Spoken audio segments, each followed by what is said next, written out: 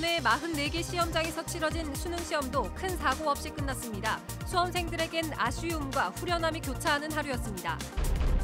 원주 혁신도시를 거점으로 반경 20km 안에 있는 산업단지 등 15곳이 국가혁신 융복합단지로 지정됐습니다. 기업 유치가 탄력을 받을지 주목됩니다. 평창 동계올림픽 기념관과 테마파크 조성 사업 관련 예산 74억 원이 국회 상임위원회 예산심사 소위를 통과했습니다. 20년 전 금강산 관광의 첫 출발지였던 동해시가 남북 교류의 동해양을 적극 활용해달라고 요구하고 나섰습니다.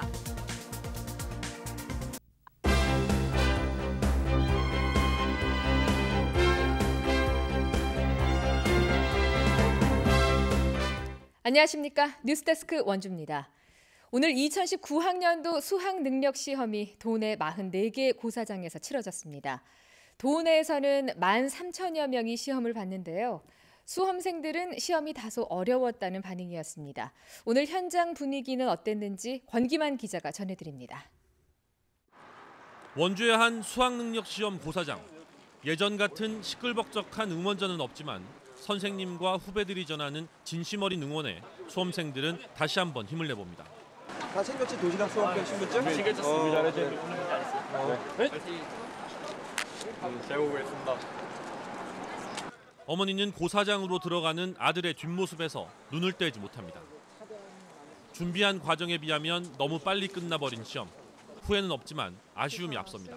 좀 후련하기도 한데 아쉬워요. 많이 아쉽고 속상하고 조금 더 노력했으면 어땠을까 싶기도 하고 그래도 많이 좋은 것 같아요. 친구들도 그런 것 같고요. 하지만 시험이 끝났다는 해방감을 즐길 시간도 많지 않습니다. 많은 수험생들은 바로 각 대학 전형 절차에 따라 논술과 면접, 실기시험 준비를 해야 합니다. 입시 전문가들은 이번 시험이 작년 수능과 9월 모의평가처럼 다소 어렵게 출제되면서 변별력을 갖췄다고 평가하고 있습니다. 한국교육과정평가원은 오는 19일까지 문제와 정답에 대한 이의 신청을 받고 심사를 거친 뒤 3주 뒤인 12월 5일 최종 성적을 발표합니다. MBC 뉴스 권기만입니다. 원주시가 수도권 인접 지역에 묶이면서 기업 유치에 애를 먹고 있는데요. 정부가 원주를 국가혁신 융복합단지로 지정 고시하면서 새로운 돌파구가 마련됐습니다. 보도에 조성식 기자입니다. 지난 5월 착공한 원주 불온 일반 산업단지입니다. 산업용지 36만 제곱미터에 대해 사전 분양을 실시했지만 분양률이 저조해 결국 시공사가 돈을 들여 공사를 시작했습니다. 원주 기업도시는 75% 이상 분양을 마쳤지만 정작 이주한 기업은 절반에 불과해 지금도 빈 땅이 허다합니다. 이처럼 기업 유치가 지지부진한 상황에서 정부가 내놓은 균형 발전 정책에 원주가 포함되면서 새로운 국면을 맞게 됐습니다. 원주 혁신도시를 거점으로 반경 20km 내에 있는 15곳의 산업단지가 국가혁신 융복합단지로 지정 고시됐습니다.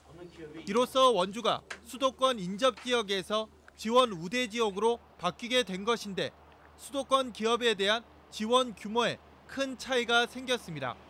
기존의 부지 매입비의 9%를 지원하던 것이 40%로 상향 조정되고 설비 투자 금액 지원도 11%에서 24%로 오릅니다.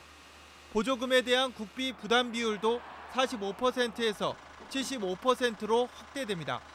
산업용지의 분양가 인하 효과와 더불어 원주시 재정 부담도 덜 수 있게 된 것입니다. 이번 조치로 인해서 수도권 기업이 이전하는데 웬만한 지역, 원주시의 대부분 지역에서 그 보조금을 지원할 수 있는 혜택이 열렸기 때문에 기업 유치에 크게 탄력을 받을 것으로 기대하고 있습니다. 올해 원주 지역으로 이전한 수도권 기업은 단 한 곳도 없습니다. 수도권 규제 완화와 경기 침체 등의 악재 속에 새로운 지원책 마련이 어떤 변화를 가져올지 주목됩니다. MBC 뉴스 조성식입니다. 열기가 뜨거웠던 금강산 관광은 20년 전 동해안을 통해서 시작됐고 이후 육로 관광으로 이어졌습니다.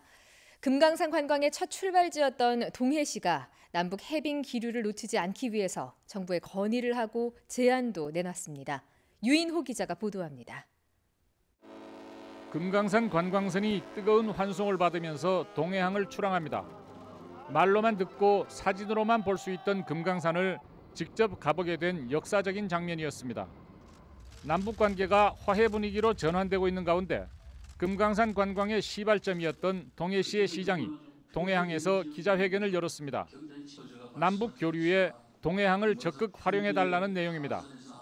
경제자유구역과 자유무역지역, 산업단지, 콜드체인 공장 등의 여건을 들면서 동해항을 남북 경협항만으로 지정해달라고 요구했습니다. 특히 중국 도문과 북한 청진항 사이에 철도가 연결돼 있다며 동해항까지 이어지는 경제협력 통로 개설을 제안했습니다. 중국 도문에서 북한 청진 간의 철로를 이용한 물류 수송을 하면은 중국과 러시아 대륙과의 북방 교역이 획기적으로 활발해질 것으로 생각을 하고 있습니다. 동해항이 활발한 역할을 할 수 있도록 부두 건설에 정부가 직접 나서달라는 건의도 했습니다. 우선 4호번 선석을 지금 시당 건설하고 있는 4호번 선석을 민자 선석으로 되어 있는데 이것을 재정사업으로 좀 투입을 해서 조기에 완공을 시켜 주십사는 것을 지속적으로 건의를 하고 있습니다. 유엔의 제재가 풀릴 것에 대비한 국내 항만 도시들의 대북 경협 선점 경쟁이 일찌감치 시작되는 분위기입니다. MBC 뉴스 유인호입니다.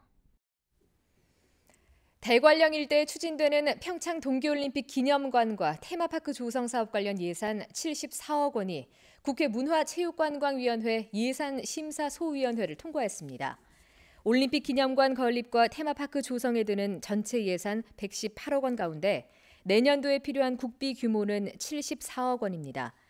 예산 집행 여부는 국회 예산결산특별위원회와 본회의를 거쳐서 최종적으로 결정됩니다. 원주에서 교통사고가 잇따랐습니다. 오늘 오전 9시 50분쯤 원주시 귀래면의 지방도에서 52살 오모 씨가 몰던 시내버스가 도로변 밭으로 빠져 버스에 있던 78살 신모 씨 등 6명이 다쳐 병원 치료를 받고 있습니다. 경찰은 버스가 오르막길을 오르지 못하자 후진을 하다가 사고가 났다는 버스기사의 증언을 토대로 사고의 경위를 조사하고 있습니다. 새벽 1시 반쯤에는 원주시 소초면의 농로 버스 정류장 인근에서 60살 조모 씨가 몰던 승용차가 주차돼 있던 25톤 화물차를 들이받았습니다. 이 사고로 조 씨가 119 구급대에 의해 병원으로 옮겨졌지만 숨졌습니다. 원주시가 내년 3월에 개원할 예정인 원주 추모공원의 장사시설 명칭을 공모합니다. 원주 흥원면 사제리 일원에 조성 중인 추모공원 내 화장시설과 봉안시설로 시설별 명칭을 각각 공모하며 지역적인 특성과 상징적인 내용을 담은 명칭을 함축성 있게 표현하면 됩니다. 광역 화장시설로 추진되는 만큼 원주 시민과 더불어 여주 시민, 횡성 군민도 참여가 가능하며 다음 달 4일까지 신청을 받습니다. 평창군 봉평면 창동리 구규림에 조성된 효석 무장의 나눔길이 오늘 개장식을 열고 본격적인 운영에 들어갔습니다. 이효석 문학의 숲 내 약 1.5km 구간에 조성된 무장의 나눔길은 산책로와 전망대, 쉼터 등으로 구성돼 장애인과 노약자, 어린이 등이 불편 없이 숲을 즐길 수 있도록 만들어졌습니다. 무장의 나눔길은 평창군이 한국산림복지진흥원의 녹색 자금 공모 사업에 선정되면서 5억 원을 지원받아 추진됐습니다. 뉴스데스크 원주를 마칩니다. 고맙습니다.